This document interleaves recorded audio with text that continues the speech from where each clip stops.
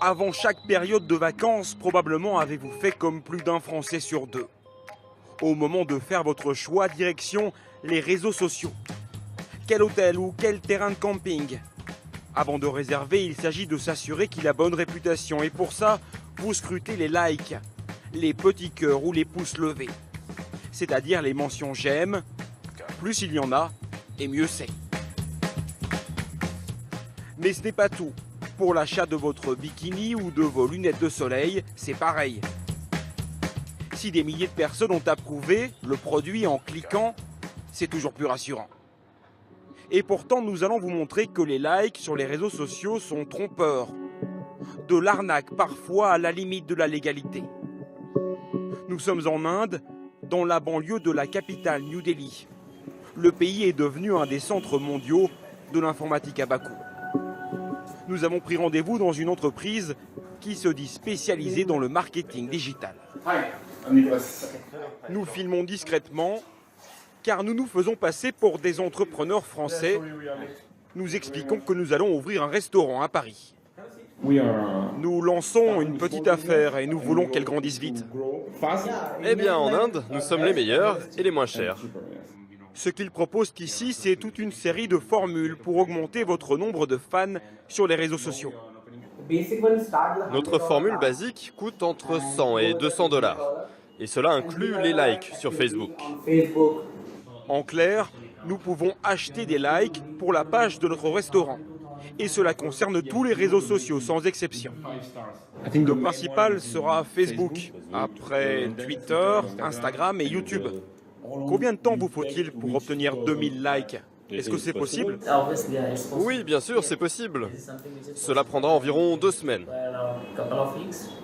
Pour comprendre comment cela fonctionne, il faut passer dans la pièce d'à côté. En enfilade, 150 ordinateurs et autant d'employés chargés de cliquer à longueur de journée sur les pages de leurs clients. C'est ce que l'on appelle une usine à clics. Ils utilisent des faux profils créés spécialement. Et c'est ce qu'ils proposent de faire pour nous. Nous allons créer des profils avec des noms français, de personnes françaises. Et ensuite, nous allons utiliser ces profils pour faire des commentaires sur votre page, pour que ça semble plus vrai. Si vous lancez le site en France, bien sûr, nous devons avoir des commentaires qui viennent de France ou de Paris. Nous allons donc créer ces profils juste pour vous. Mais bien sûr, ces personnes qui vont liker la page de notre restaurant n'y auront jamais mis les pieds. L'Inde n'est pas le seul pays concerné. Des usines à clics de plus en plus grandes se sont ouvertes aux Philippines, à Madagascar ou ici en Thaïlande. La police a démantelé cette organisation. Ils n'utilisaient pas des ordinateurs mais des smartphones. 500 au total pour liker toute une série de produits sur les réseaux sociaux. Mais aujourd'hui, plus besoin d'aller en Asie. En France, des dizaines d'offres sont désormais disponibles. Démonstration sur un site pris au hasard avec ce professionnel du commerce en ligne.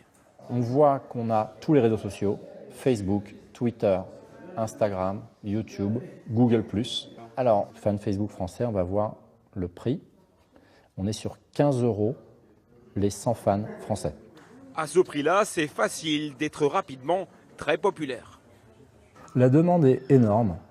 Tous les entrepreneurs, les petits entrepreneurs qui peuvent lancer un site aujourd'hui, e-commerce ou autre, c'est un peu leur première préoccupation, c'est être connu, avoir une certaine notoriété. Ces sites et ce système-là, c'est une façon de tromper les internautes. Alors c'est vrai, on abuse effectivement la confiance. Des faux likes, ça vous donne une fausse image de la marque.